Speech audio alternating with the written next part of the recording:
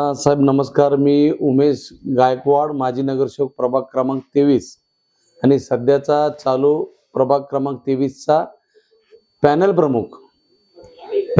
काय म्हणत होतो, कारण जी राजकारणामध्ये नियोजनाची घडी बसवायची असती त्यासाठी मी ते नियोजन केलं होतं. मी स्वतः न थांबता पॅनल कसं मला लीड करता येईल, कारण प्रभागाची इतुभूत माहिती मला असल्यामुळं सोरेगाव असो, प्रतापनगर असतो, माशाळ वस्ती, सैफुल आणि सलगर वस्ती सेटलमेंट हा मुख्य भाग आहे. त्यातून संख्या जुळवायची होती मला की कुठला उमेदवार आपण घेतल्यावर, तुल्यबळ उमेदवार घेतल्यावर आपल्याला प्रचाराला फायदा होईल, पॅनलला फायदा होईल आणि प्रामुख्याने पक्षाला फायदा होईल. याचवर जी आपण म्हटलं की जी कामं तुमच्या माध्यमातून झाली, आज त्याचा उल्लेख तुम्हाला कोणत्या कामांचा करता येईल की खरंच म्हणजे या कामातून या परिसरातील नागरिकांचा एक मोठा लाभ झाला, त्यांना नागरी सुविधा मिळाल्या? साहेब आता काय, खरं तर बरेच कामं तुम्ही तुमच्या काळात झाली आहेत, पण त्यातही जी ठळक मुद्दे आपण म्हणावेत. हा बघा, मला ज्यावेळेस माझी पण 2017 ही पहिली टर्मच होती, त्यामुळं निधीचा महेश कोटे, स्वर्गीय महेश विष्णुपंत कोटे आणि विष्णुपंत तात्या कोटे साहेबांच्या तालमीत घडलेला पट्टा आहे मी. त्यामुळं महेश अण्णांनी कसं एक्झिट दरवाजाने निधी महापालिकेतनं आणायचा आणि पळवायचा हे पक्क सोलापूरला माहित होतं की महापालिकेत निधीची पळवापळवी महेश कोटे करतात.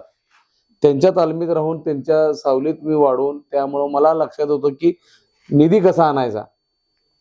साधारणतः हद्दवाड भागामधल्या एका नगरसेवकाला वर्षाकाठी 30 लाख रुपयाच्या वर साहेब निधी नाही, आणि महापालिकेची परिस्थिती बघता बाहेरचा निधी तर शक्यच नाही. पण महेश अण्णांनी ज्या आम्हाला गुरु किल्ल्या दिल्या त्यातून आम्ही माझ्या प्रभाग क्रमांक 23 साठी मी जवळपास 15 कोटी रुपयाचे कामं करण्यात यशस्वी झालो. प्रामुख्याने सलगर वस्ती असेल, सेटलमेंट, शहानगर असेल, अक्षत फार्म सोसायटी असेल, निर्मिती असेल, आदित्यनगर असेल, रामलिंगनगर सोसायटी असेल, काही दलित वस्ती योजनेतून सोरेगाव मधल्या भागात केलं असेल. कारण साहेब या हद्दवाड भागाचा नगरसेवक होणं म्हणजे एक मोठं वनवासाला गेल्यासारखं आहे. कारण प्रभू रामचंद्रांना पण 14 वर्षाचा वनवास होता, 25 वर्ष होत आली, 28 वर्ष होत आली. हद्दवाड मधल्या सगळ्या नगरसेवकांचा वनवास काय संपत नाही. पण प्रयत्न प्रामाणिक केले. विशेष म्हणजे आमच्या सरगवस्तीतल्या मुस्लिम समाजासाठी मी जवळपास जिल्हा नियोजन समिती सदस्य पण आहे. त्यामुळं त्या कमिटीतून जवळपास मी 70-75 लाख रुपयाचं काम मी मुस्लिम समाजाला कब्रस्तानसाठी पण केलेलं आहे. हे माझ्या आयुष्यातलं अस्मरणीय काम आहे. आणि दुसरं, सिटीजन पार्क मध्ये काही शिक्षकांचे घर आहेत आणि ती एक सोसायटी आहे. त्या सोसायटी मधून मला एका शिक्षकांचा फोन आला की मेंबर आमच्या घरी चहाला या, ही अडचण अशा आहे. मी सकाळी बरोबर 8 वाजता गेलो साहेब. 8 वाजता गेल्यावर तिथली पाण्याची परिस्थिती बघितलो. मला एवढं वाईट वाटलं की एखाद्या भागचा आपण नगरसेवक आहे ना, आपले लोक असे यातना भोगतात. म्हणून सरांना सांगितलं तुम्ही काळजी करू नका. आज पाणी किती वाजता येतं? तिने सांगितले 6 वाजता. ठीक आहे, चहा थांबवायला सांगा वहिनीला, पाणी आल्यावरच आपण चहा प्यायचा म्हणलं. मग त्यांना ते हसू वाटलं, म्हणजे काय बोलतोय उमेश. मी लगेच आमच्या ठेकेदाराला बोलवलं, किती पैसे लागतात? तिने म्हणले साधारण मेंबर 15 लाख रुपये लागतात. 15 लाख रुपये लागतात म्हणल्या मी लगेच पेपत्र घेतलं माझं, हे साईन, हे तुला 15 लाख, टेंडर होऊ दे नाही होऊ दे, तू सुपर स्टॉकिस्ट आहे पैपाचा म्हणलं, तुझं घर बाजूलाच आहे, मला आत्ताच आता हे काम चालू इथंच पाहिजे म्हणलं.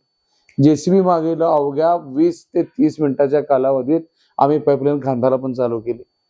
दुसरी मशीन आणून पाईप पण आणले. साहेब एवढं म्हणजे फास्ट होतं की त्या सोसायटी मधल्या लोकांना पण कळत नव्हतं हे काय करायला माणूस. सगळं पाईप आणले, जोड झाली. महापालिकेचे अधिकारी बिचारे धनशेट्टी साहेब आपले प्रामाणिक आमच्या मागे उभे राहिले, त्यांनी जोड दिली. जोड द्यायला सेट डाऊन करावं लागतं परत, हे सगळं प्रक्रिया करून त्यांनी ती हेल्प करून त्या लाईन, मी म्हणतो ना साहेब, 6:15 पाणी आलं. आणि ज्या सोसायटीत गेले 30 वर्ष पाणी नव्हतं, मी एका दिवसात पाणी आणलं. त्यानंतर चहा घेतला. हा, त्याच पाण्याने आम्ही चहा पिलेला आहे. हे माझ्या सगळ्यातलं अस्मरणीय दुसरं काम. आणि ही जी सगळी कामं झाली आहेत, याच बळावर जेव्हा तुम्ही लोकांसमोर जाताय, हा लोकांचा प्रतिसाद कशा पद्धतीचा आहे? लोकांचा एवढा मोठा म्हणजे चांगला प्रतिसाद आहे मला. मी आता वस्तीत, सलगर वस्तीत भागात फिरत असताना तिने म्हणते, हे तुमचं गड आहे अण्णा, तुम्ही इथं काय फिरताय? तुम्ही बाहेर बघा, जिथं गेल्या वेळेस मायनस होतं मतदान तिथं प्रयत्न करा, इथं तुम्हाला जवळपास 101% मतदान होते म्हणले.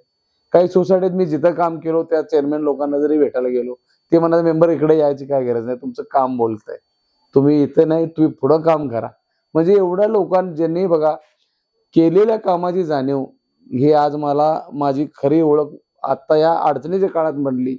कारण सगळे प्रचारात व्यस्त आहेत, जेनतेन प्रलोभन काय काय काय काय बोलणं चालू आहे.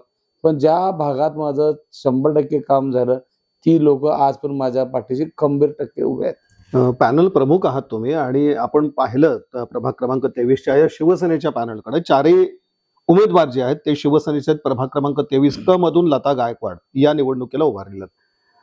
साहेब, हे पॅनल पहिल्यांदा वाटतं, म्हणजे एक आपण सहज बघितलं तर हे सगळे उच्च शिक्षित वाटतात हे उमेदवार. याच्या पाठीमागची एक भूमिका काय होती? पण मला माहित होतं, लढलेला अनुभव आहे, काही युतीच्या ह्याच्यामध्ये नाही अडकायचं किंवा काही काय होतंय, काही स्लम भागामध्ये काय होतं साहेब, पॅनल मध्ये समजा 2 तिकीट युतीला गेले, 2 धनुष्याला गेले, तर ते बटन दाबताना अशिक्षित लोकांना थोडं अडचण होते. ती गोष्ट माझ्या लक्षात ठेवून मी पक्षाला भांडून हे 4 उमेदवार मिळवलेत धनुष्यबाणावरचे. पण तिकीट मिळवलेत, पण उमेदवार मी तपासून घेतलेत. आता आमचे प्रकाश राठोड साहेब आहेत, तो ठाण्याला उपायुक्त होते. मदन पोलके सर आहेत, SC प्रभागातून इथे येतात. ते आपल्या एका शाळेमध्ये संघटनेत ते शिक्षक म्हणून काम करतात. माझी मोठी बहीण लता ईश्वर गायकवाड, ती पण संभाजीराव शिंदे याच्यामध्ये शिक्षक आहे. आणि दुसऱ्या आमच्या कृष्णाताई बिराजदार, त्या पण पदवीधर आहे. त्यामुळं उच्च शिक्षित प्रभागाचे उच्च शिक्षित उमेदवार हे टॅगलाईन आम्ही केली. हा, आणि त्याचं कारण काय, सगळे बघा गव्हर्नमेंट सर्वंट जॉब करणारे लोक आमच्या भागात राहतात. त्यामुळं ह्या लोकांची त्यांच्याशी असणारे अटॅचमेंट एक असते, म्हणून हे सगळं पॅनल आम्ही सामाजिक समतोल सुद्धा तुम्ही साधलेला दिसतो. म्हणजे एकीकडे आपल्याला आता सोरेगाव सारखा भाग इकडे येतो, म्हणजे प्रकाश राठोड हे तुमचे उमेदवार आहेत, बरोबर, आणि मदनलाल पोलके हे सगळं, हे देखील एक संतुलन साधलंय का?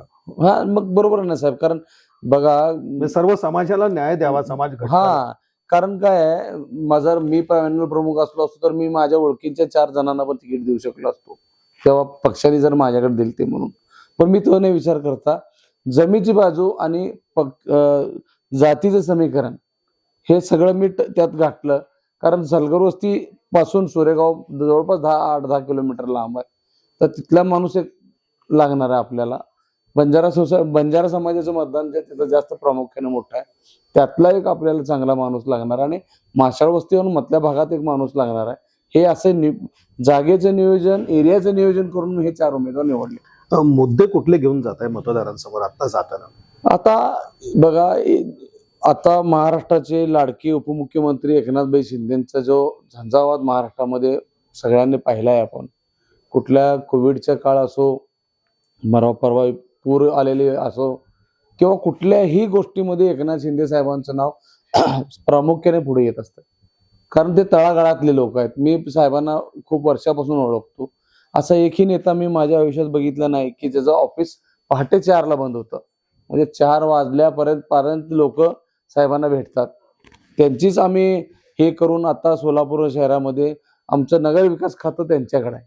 नगर विकास खातं त्यांच्याकडे असल्यामुळं निधी कुठं कमी पडणार नाही ह्याची गॅरंटी मला होती. आणि निधी कसा आणायचं त्यासाठी प्रशासकीय माणूस आपल्याला लागणार आहे. त्यामुळं मी प्रकाश राठोडांची निवड केली, की उपायुक्त आहेत, त्यांना माहीत आहे की कसं करायचं आहे. कारण वाढपी ओळखीचा असला तर जेवण चांगलं होतं अशी म्हण आहे.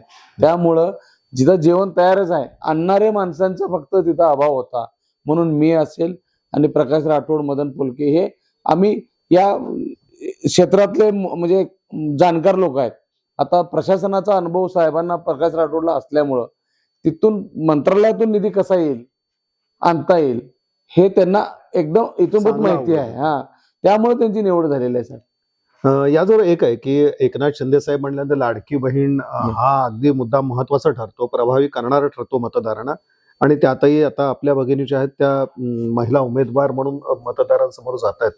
हा देखील प्रभाव पडणार आहे का या पालिका निवडणुकीत लाडकी बहीण योजनेचा? 100%. कारण आम्ही आता फिरत असताना काही माता भगिनी मला मगाशीच बोलल्या की आमच्या हॉस्पिटलचं खर्च असो, शाळेचं खर्च असो, किंवा घराचा बाजारचा पण विषय असो, जर महिन्याला न चुकता साहेबांचे पैसे येतात. आमच्या कुटुंबाला फुल ना फुलाची पाकळी म्हणून साहेबाची मदत होती. हा इम्पॅक्ट एवढा महाराष्ट्रभर आहे आणि त्याचा फायदा निश्चितच आमच्यासारख्या सर्वसाधारण शिवसैनिक आणि उमेदवारांना नक्की होणार आहे. कारण आम्हाला बघितलं जरी प्रचारामध्ये आता सोरेगाव भाग असू दे, सैफुल माशाळ वस्ती, प्रतापनगर, लाडके बहिणीचे भाऊ आले असं महिला म्हणत होत्या. एकनाथ शिंदे साहेबांची माणसं आले म्हणजे ती ओळख निर्माण केली आहे शिंदे साहेबांनी लाडकी बहिणी योजनेनं. असं आता आणखीन एक म्हणजे प्रभाग क्रमांक 23 म्हटल्यानंतर आता सध्याची एक परिस्थिती अशी दिसते की एकीकडनं भाजपचं पॅनल आहे, महाविकास आघाडी देखील एक रिंगणात उतरलेली आहे आणि त्यानंतर आपलं शिवसेनेचं पॅनल, दुसरीकडे ते अपक्ष देखील आहेत. हे सगळं राजकीय चित्र जरी पाहिलं तरी आज शिवसेनेच्या विजयाचा दावा आपण करतो आहोत. काय सांगते ही सगळी राजकीय परिस्थिती? साहेब आता बघा, प्रामुख्याने मी पहिलंच सांगितलं तुम्हाला की हा सुशिक्षित भाग आहे. सुशिक्षित भागच्या लोकांनी काय करतात, माहिती घेतात की उमेदवार कोण आहे, उमेदवाराचा परिचय काय, उमेदवार कशा पद्धतीने समाजात वावरतो, ह्या सगळ्या गोष्टीचे विचार होतो साहेब. जेव्हा आम्ही पॉम्पलेट छापले, त्यांच्या उमेदवाराचा परिचय पत्रक छापले, काही आजच सकाळी मी मॉर्निंग वॉकला गेलो, तिथे लोक मी द्यायच्या अगोदरच म्हणले नाही तुमचा परिचय पत्र आमच्याकडे, आम्ही तेच वाचत बसलोय. म्हणजे ओळख पण आम्ही ह्या उमेदवाराची अशी करून दिलेली आहे. आणि दुसरी गोष्ट साहेब, आता भाजपचं सांगताय, भाजपचा चार टर्मचे आता आमदार सुभाष देशमुख दक्षिण सोलापूरसाठी आहेत, पण 20 वर्षामध्ये एक नगरसेवकच्या पुढे त्यांनी कधी मजल मारली नाही प्रभाग 23 मध्ये. त्यामुळे आणि हा शिवसेनेचा बालेकिल्ला आहे. गेल्या वेळेस त्यांचे धनुष्यबाणावर दोन जण निवडून आले आणि कमी फरकाने एक महिला पडली, म्हणजे 3 जण आल्यासारखंच आहेत आमच्याकडे. 50-60 मतं हे काहीच नाही. म्हणजे प्रभाग क्रमांक 23 हा शिवसेनेचा बालेकिल्ला, शिवसेनेचा बालेकिल्ला आहे. आणि एक असं आपल्याला विचारायचं सगळं कारण आहे की असं आपल्याला कुठलं आव्हान वाटत नाही, हे सगळे जे राजकीय पक्ष एवढ्या मोठ्या संख्येने आहेत प्रभाग 23चा जर विचार केला तर, आणि भौगोलिक क्षेत्र देखील एक मोठ्या प्रमाणात आहे, कोणाचं असं आव्हान म्हणून आपल्याला वाटत नाही? तुम्ही म्हणता शिवसेनेचा बालेकिल्ला आहे. नाही साहेब, निश्चितच केलेल्या कामाचे कॉन्फिडन्स असतंय की बाबा हा या भागामध्ये, मी म्हणतो जलगर वस्ती जे आता 4-5 नगर वगैरे जे मी सांगितलेत त्या भागाच्या जोरावर मला 100% खात्री आहे. आणि जिथं आता आमचे उमेदवार राहतात प्रतापनगर, तांडा वगैरे म्हणून, त्या भागात कुठल्याही पक्षांनी त्यांना कुठल्याही त्या बंजारा समाजाला न्याय दिलेला नाहीये. फक्त शिंदे साहेबांचा धनुष्यबाण तिथं त्यांना न्याय दिलेला आहे. त्यामुळे संपूर्ण बंजारा समाज हा आमच्या शिवसेनेच्या, कारण आमचे मंत्री पण बंजारा समाज आहेत, संजय राठोड साहेब. आणखीन एक होत आहे की आता एक शिवसेना म्हणल्यानंतर आणि भाजपामध्ये ज्या काही घडामोडी घडलेल्या आहेत त्या आपण सगळ्यांनी पाहिलेल्या आहेत. शिवसेनेला एक छुपा पाठिंबा पण कोणाचा मिळतोय का या सगळ्यामध्ये? कारण एक तर तुमचं असं आहे की राजकीय पक्ष म्हणून लोकांशी संबंध आहेच आहे, पण एक राजकीय पक्षाबाहेर देखील तुमचे मैत्रीपूर्ण संबंध सर्वांशीच आहेत. अशा वेळेला एक जो छुपा पाठिंबा म्हणतो समोरच्या पक्षाच्या लोकांकडनं, तर तसा देखील तो आहे का? साहजिकच आहे, एकत्र काम केलेलं आणि असतं. हे सगळं छुपा पाठिंबा कशा पद्धतीचा म्हणून सांगताय? नाही, एकत्र काम केलेलं असतं. त्यांना माहित असतं की बाबा या माणसाची मजल किती आहे, कुणाचे काय आहे, वारं कुणाच्या दिशेने वाहतं. भारतीय जनता पार्टीचं बघा तुम्ही, प्रामुख्याने सोलापुरात आपण विचार करता, हे तिकीट वाटप पासून जी यंत्रणा त्यांची ढेपाळली ती इतक्या खालच्या थराला गेली, म्हणजे मर्डर पर्यंत, खून होण्यापर्यंत इतकं सगळं झालं. त्यामुळे सर्वसाधारण 12-14 लाख सोलापूरकर लोकांच्या मनातनच भाजपा खाली आली की जो शिस्तीचा पक्ष म्हणून प्रचलित आहे त्या पक्षामध्ये हे सगळे असले असं होतंय. 60-62 लोक तर आयारामच आहेत. तिकीट काय निकष नाही, काय चाचणी नाही किंवा काय नाही. बघा एक प्रभागात भांडणं इतक्या टोकाला गेली की तिथं खून झालेत. त्यामुळे सर्वसाधारण सोलापूरकरांना हे आवडणार विषय नाही आहे. सोलापुरांची काय हो, सर्वसाधारण अपेक्षा माफक आहे. लाईट चांगले असल्या पाहिजेत, रस्ते दिवाबत्ती असले पाहिजेत, सोलापूरला 24 तास स्वच्छ पिण्यासारखं पाणी आलं पाहिजे. ह्याच गोष्टीसाठी सोलापूर वाट बघतंय, ना की खून मर्डर. आता मर्डर झालेले लोक नगरसेवक म्हणून महापालिकेत येणार, मग ते विचारणार जाऊन अधिकाऱ्याला, काम देतो, बजेट देतो का तुझा पण मर्डर करू, असे काही घटना घडतील उद्या जाऊन. म्हणजे एकंदरीत नाराजांचा जो एक नाराजांचा समर्थन किंवा एक पाठिंबा आपल्याला मिळतोय का प्रभाग, जे आपण म्हणतोय की जे नाराज असतील असे? नाही, नाराजांचा निश्चितच पाठिंबा मिळतो आम्हाला, कारण प्रभागात आता बघा, प्रभागाची आपण रचना करताना, काही विकास काम करत असताना नाराजांना, उपेक्षितांना सोबत घेऊनच फिरावं लागतंय. आणि त्यांना असे नाराजांना मी नाही नाही, convince केलं. भाजपातील नाराज आपण असं म्हणतोय. नाही, भाजपातले निश्चितच आमच्याकडे आहे, कारण शेवटी बघा काय प्रभागाची स्ट्रॅटर्जी आहे माझी पण. जे भाजपातलं नाराज आहेत त्यांना मी जाऊन भेटलेलं आहे, प्रभागाविषयी सांगितलेलं आहे, आणि ते मला चांगलं ओळखतात. त्यामुळे त्यांनी काय सांगितले की आम्ही सेनेबरोबर आहेत, मेंबर, काळजी करू नका, आणि ते मला मदत करतात. आता शेवटचा प्रश्न असा आहे की एक विजन डोळ्यासमोर कसं आहे प्रभाग 23 साठीचं आत्ताच्या एका बदलत्या परिस्थितीमध्ये? साहेब, एक बघा, आता असं वाटतंय ना मला की प्रभाग क्रमांक 23 हा पूर्ण महापालिकेमध्ये 26 प्रभागापैकी एक महापालिकेसाठी आयडल प्रभाग करायचा माझा निर्धार आहे. म्हणजे खेळाचे मैदान चांगले आहेत, की स्वतः मी खेळाडू असल्यामुळं तिकडे एक माझा फोकस राहील. पाणी पुरवठा चांगला माझ्या प्रभागात मिळावं हे एक माझं असेल. रस्ते चांगले असावं, ज्येष्ठ नागरिकांसाठी वाचनालय, जिम, या सगळ्या गोष्टी, आणि विशेष म्हणजे ह्या हद्दवाडा भागामध्ये सोलापूर महानगरपालिकेची बस सेवा सुरू करावं, सुरू करा. हे एक माझं आताचं विजन आहे प्रभाग क्रमांक 23 साठी. आणि जे शिलेदार निवडलेत त्या विचारांचेच आहेत की काहीतरी नवीन आपल्याला प्रभाग क्रमांक 23 साठी करून दाखवायचं आहे. आणि त्यामुळं अख्ख्या सोलापुरात एक आदर्श निर्माण झाला पाहिजे, की एक आयडल झाला पाहिजे, की काही अभ्यास दौऱ्यासाठी पण काही बाहेरचे लोक आले तर आयुक्त साहेब आमच्याकडे आणलं पाहिजे, की बघा कसा हा प्रभाग क्रमांक 23 डेव्हलप झालेला आहे. एक आदर्श वार्ड व्हावा असं माझ्या स्वतःची इच्छा आहे. गवड साहेब, जी नागरी सुविधा आपण या प्रभागामध्ये दिल्या त्यामध्ये कब्रस्तानचा एक महत्वाचा भाग येतो. म्हणजे ती जी समस्या होती ती अनेक वर्षापासूनची होती आणि ती देखील तुमच्या माध्यमातून सुटली आणि एका समाजाला एक चांगला, ज्याला म्हणून दिलासा मिळालेला आहे. तर याचं एक महत्व कशा पद्धतीने?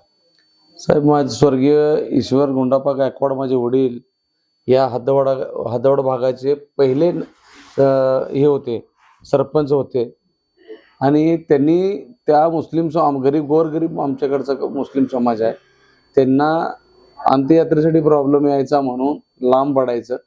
त्यामुळं आमच्या इथे जागा घेऊन देण्यात आमच्या वडिलांचं सिंहाचा वाटा आहे. स्वर्गीय विष्णुपंत तात्या कोठे यांनी ती जागा उपलब्ध करून दिली, आणि माध्यमातून आमच्या ईश्वर गायकवाड यांनी ती मिळवून दिली या समाजासाठी. त्यामुळं आमच्या वडिलांचं नाव या समाजात खूप आज तक आदराने घेतलं जातं. व त्याच गोष्टीचा विचार करून मी सुद्धा त्या समाजासाठी काहीतरी केलं पाहिजे म्हणून मी प्रयत्नात होतो. सन्माननीय एकनाथ शिंदे साहेबांना मी विनंती केली की मला जिल्हा नियोजन समितीला घ्या. त्याचं कारणच असं होतं की वार्ड मुस्लिम कब्रस्तानची जागा ही माझ्या प्रभागाच्या बाहेर होती, त्यामुळं मला सातत्याने तिथं ते करता येत नव्हतं. म्हणून मी ते जिल्हा नियोजन समिती रिक्वेस्ट करून मिळवली, आणि मिळवून जो जिल्हा नियोजन समितीचा पहिला निधी होता तो सगळा निधी कब्रस्तानच्या शुभीकरणासाठी मी खर्च केला. आणि आज असो तिथं 3 एकर जी जागा आहे तिला वॉल कंपाऊंड असू दे, लाईटची व्यवस्था असू दे, कुंपण आहे, गेट आहे, म्हणजे सगळ्या गोष्टी एकदम असा छान आयडल करून दिल्या आहेत. काही परवाच एक रात्री मैत झाली होती, काही मुस्लिम बांधव गोव्यावरून आलते मैतीसाठी. ते असं माझ्या बरोबर आमच्या वडिलांचे ओळखीचे मित्र होते, म्हणून मी थंडी जास्त होती, रात्रीचा भाग होता, त्यामुळे त्यांना तिथे घेऊन जात असताना त्यांनी सांगत होते की खूप डेव्हलप भाग झालाय हा म्हणून. मग जाता जाता कब्रस्तानच्या समोर आल्यावर त्या काकांना ते जुनेच विचारायचे होते. त्यांनी म्हणले, उमेश खूप डेव्हलप भाग झालाय. म्हणला बघ किती चांगली प्लॉटिंग झाली आहे. मग मी हसून सांगितलं की काका ती प्लॉटिंग नाही, ते कब्रस्तान आहे आपलं. म्हणजे ते एवढं अवाक झाले की बापरे, म्हणजे असं पण कब्रस्तान असते का, म्हणजे एवढं सुंदर मी आता बनवलेलं आहे. त्यामुळे एक मेमोरेबल काम माझ्या या प्रभाग 23 साठी मी केलं, आमच्या मुस्लिम समाजासाठी केलं. त्याबद्दल मला स्वतःचा आणि एकनाथ शिंदे साहेबांनी जी ताकद दिली त्यांचा मी खरंच ऋणी आहे. प्रभाग क्रमांक 23 जो आहे तर तो एक आदर्श प्रभाग व्हावा अशा पद्धतीचा एक नियोजन किंवा अशा पद्धतीचा एक आराखडा उमेश गायकवाड यांनी डोळ्यासमोर ठेवलेला आहे. आणि निश्चितच महानगरपालिकेचा जो त्यांना आजवरचा अनुभव आहे कामाचा, तर त्याच्या आधारावरती एक विकास कामांचं नियोजन ते चांगल्या प्रकारे करू शकतात. प्रभाग क्रमांक 23 क मधून लता गायकवाड या इथून उमेदवार आहेत आणि संबंध पॅनलच्या प्रचाराची धुरा जी आहे ती उमेश गायकवाड यांच्यावरती आहे आणि एक स्पष्ट असं एक विकासाचं विजन त्यांच्या डोळ्यासमोर आहे आणि प्रभाग स्मार्ट करायचा, प्रभाग आदर्शवत असा ठेवायचा आणि त्या दर्जाच्या नागरी सुविधा नागरिकांना द्यायच्या, अशा पद्धतीचा मानस त्यांनी या ठिकाणी व्यक्त केला. निश्चितच म्हणजे अशा कार्याला आमच्या आणि प्रभागातील नागरिकांच्या देखील शुभेच्छा. साहेब धन्यवाद. जय महाराष्ट्र.